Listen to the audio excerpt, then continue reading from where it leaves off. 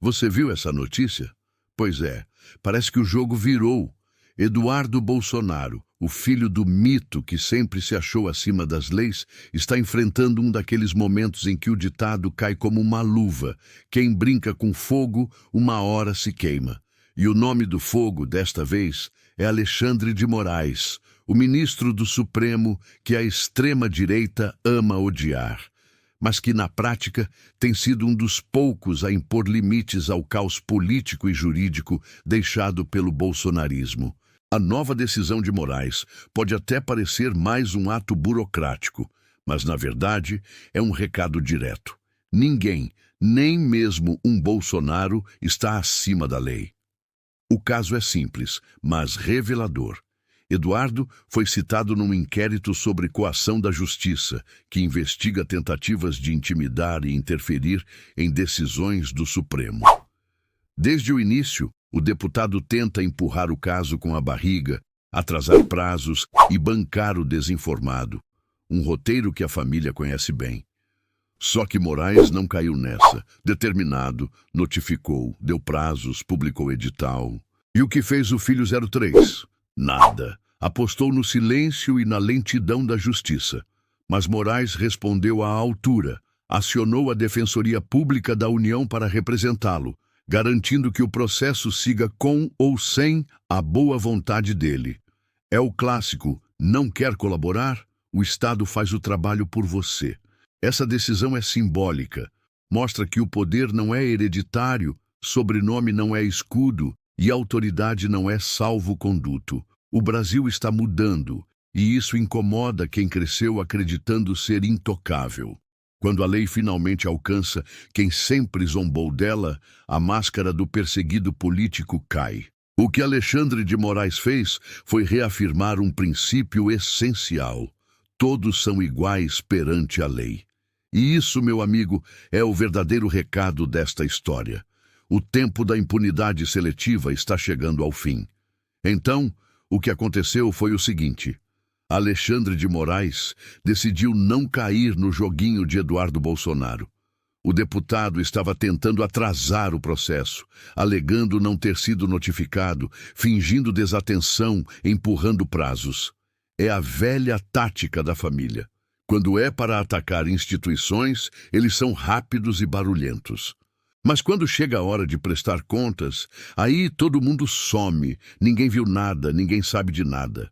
O 03 aprendeu bem com o pai, o mestre do faz-de-conta político, que viveu a vida inteira fugindo de debates, de entrevistas sérias e, principalmente, de responsabilidades. Mas desta vez o plano deu errado. Moraes percebeu o truque e fez o processo andar de qualquer jeito. Na minha visão, isso não é apenas uma medida jurídica. É um ato político no sentido mais nobre da palavra. Porque o que o ministro fez foi reafirmar o papel do Supremo Tribunal Federal como guardião da Constituição. E é curioso ver a extrema-direita que sempre falou em respeitar a lei e a ordem, agora atacar o próprio Supremo só porque a lei está sendo aplicada contra eles. Esse é o ponto que muita gente ainda não percebeu. Quando a justiça alcança a elite política da extrema-direita, ela deixa de ser justiça e vira perseguição. Mas quando o alvo é o povo, os movimentos sociais, a esquerda ou os pobres, aí sim eles batem palma e chamam de moralização. E é aqui que entra a parte mais perigosa dessa história, o discurso de vitimização. A narrativa de que o sistema está contra eles é uma das armas mais eficazes do bolsonarismo. Eduardo Bolsonaro vai, inevitavelmente, usar esse episódio para reforçar essa ideia. Ele vai dizer que está sendo censurado, perseguido, calado. É previsível. E a grande mídia, infelizmente, muitas vezes entra no jogo sem perceber. Trata o caso como se fosse apenas mais um embate entre poderes, como se fosse uma briga pessoal entre Moraes e os Bolsonaros, quando, na verdade, o que está em jogo é o respeito à institucionalidade. Na minha visão, o que Moraes está fazendo é aplicar a lei de forma igualitária. E é exatamente isso que incomoda, porque durante anos A elite política deste país se acostumou com a ideia de que processos judiciais eram coisas que se resolviam com tempo, influência e advogados caros.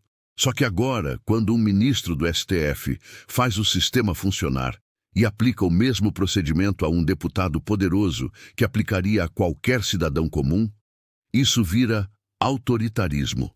Ora, sejamos francos, quem é autoritário aqui? O juiz que cumpre a lei ou o político que tenta sabotá-la? E olha que interessante, essa não é a primeira vez que Eduardo Bolsonaro tenta se esquivar da justiça. Ele já usou o mesmo tipo de manobra em outros casos, sempre apostando na lentidão e na desinformação.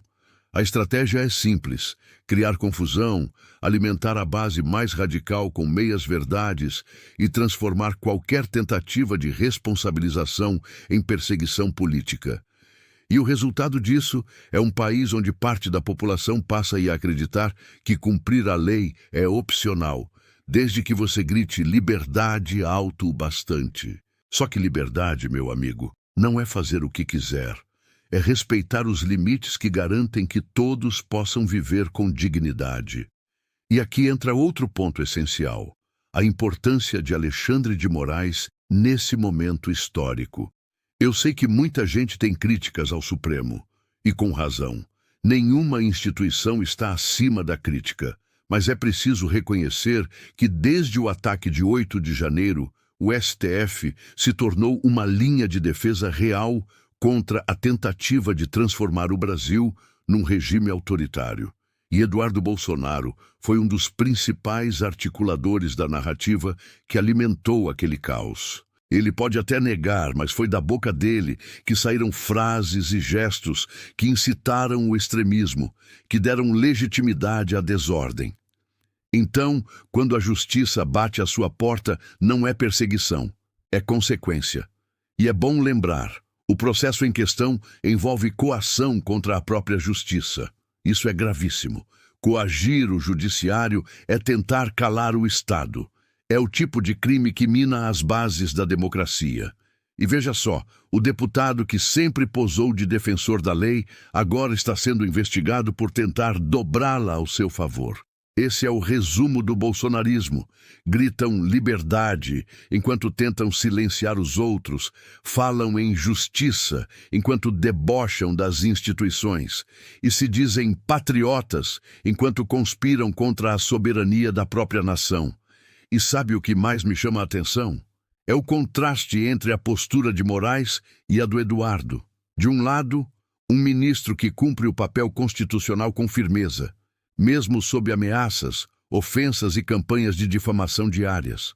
Do outro, um deputado que se esconde, se cala e se vitimiza.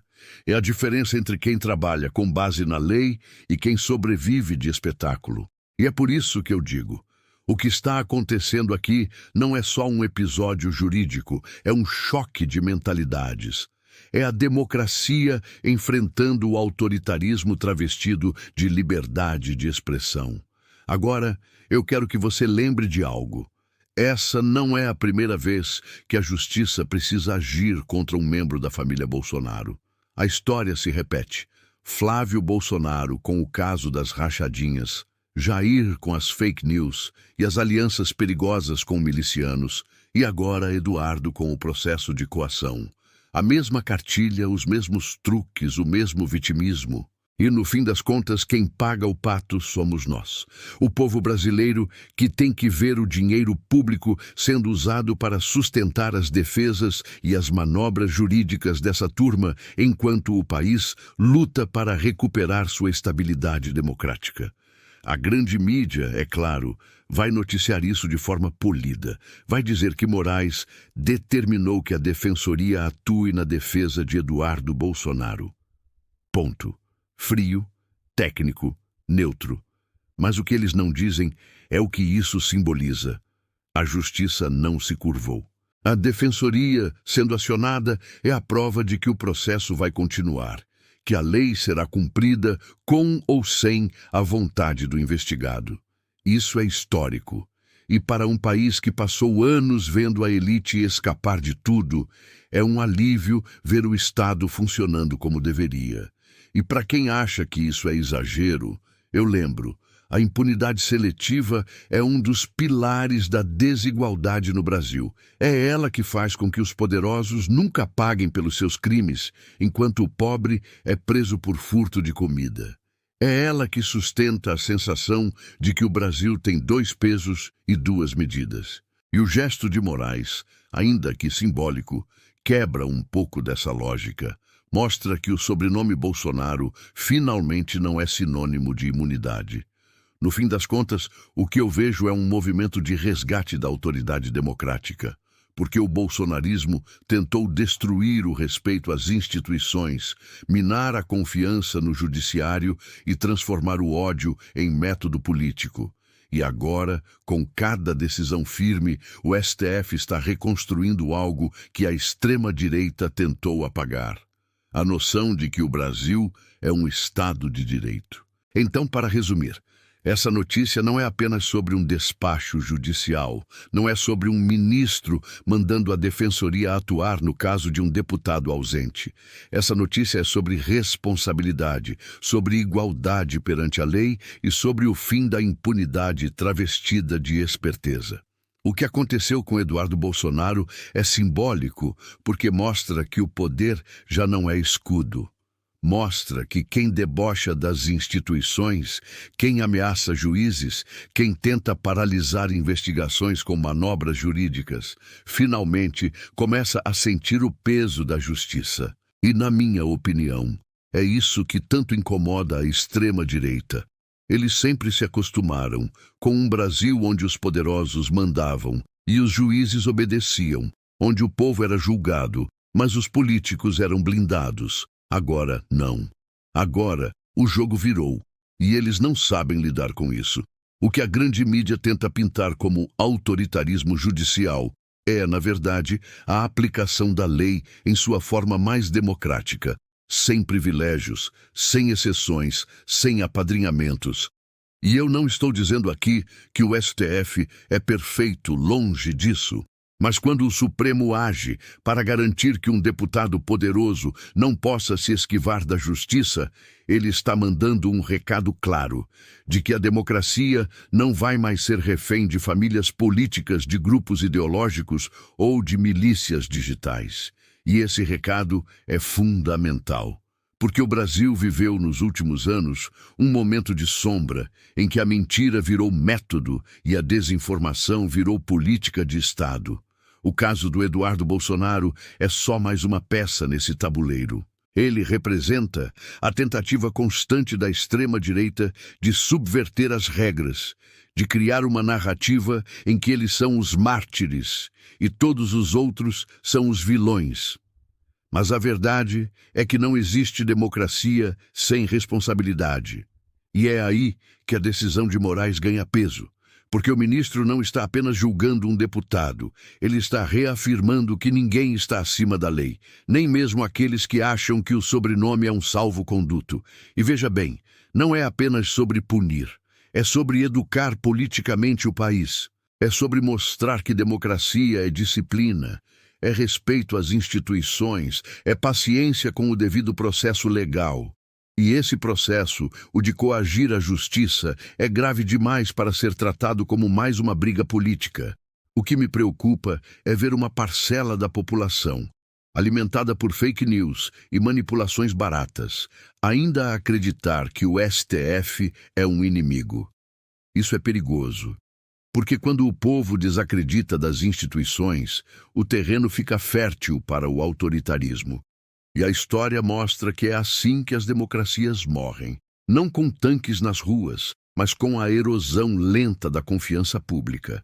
É isso que o bolsonarismo tentou fazer. Corroer a fé nas instituições, pintar o judiciário como uma ameaça à liberdade. E agora que a justiça está reagindo, eles gritam censura. Na minha opinião, o que Alexandre de Moraes está fazendo é uma defesa ativa da democracia. É colocar limites em quem tentou derrubar a República por dentro. É relembrar ao país que liberdade não é licença para destruir, para caluniar, para ameaçar. Liberdade é o direito de viver num país onde a lei vale para todos, inclusive para aqueles que odeiam a lei. E esse é um ponto que deveria unir todos os brasileiros, mas infelizmente ainda divide, porque há quem prefira acreditar em messias do que em instituições. Há quem ainda ache que a salvação virá de um líder autoritário e não do fortalecimento do Estado democrático. Agora, o que vem pela frente? Eu acredito que esse caso vai abrir precedentes importantes. Primeiro, porque desmonta a tática de protelar processos, que sempre foi o trunfo da elite política. Segundo, porque reforça o papel da Defensoria Pública como instrumento de cidadania, algo que muitos ignoram, mas que é essencial. E terceiro, porque mostra que a justiça pode sim ser rápida e eficiente quando há vontade institucional. E, sinceramente, eu acho que o Brasil precisa mais disso. De um judiciário que não tema o poder político, que não recue diante da pressão midiática, que tenha coragem de dizer não quando o sim seria mais conveniente. Mas é claro que essa reação vai gerar barulho. Eduardo Bolsonaro e a turma da extrema-direita vão tentar transformar essa decisão em palco de vitimização. Vão subir nas redes sociais, vão se fazer de perseguidos, vão usar o caso como munição para reforçar a narrativa de que vivemos numa ditadura. E é por isso que eu insisto, precisamos furar essa bolha da desinformação. Precisamos dialogar com quem ainda acredita nesses discursos prontos. Mostrar que o verdadeiro autoritarismo foi o que eles tentaram impor ao país quando incentivaram o ódio, quando atacaram o Congresso, quando ameaçaram o Supremo. E é por isso que eu te digo, fique de olho, não aceite tudo o que te contam, questione sempre. O bolsonarismo cresceu, alimentando a ignorância e o medo. Eles dominaram o discurso porque muita gente boa ficou em silêncio, cansada, descrente. Mas agora é hora de fazer o oposto. É hora de se informar, de conversar, de ocupar o espaço do debate público com responsabilidade. É hora de defender o Brasil da mentira. A minha reflexão final é simples. Essa notícia não é sobre um deputado e um ministro. É sobre o Brasil tentando se curar. Curar-se de anos de ódio, de manipulação, de ataques à democracia. Curar-se da ideia de que o poder é propriedade privada de quem grita mais alto. Curar-se da impunidade. E isso não é tarefa de um homem só, é de todos nós. Porque a democracia é uma construção coletiva.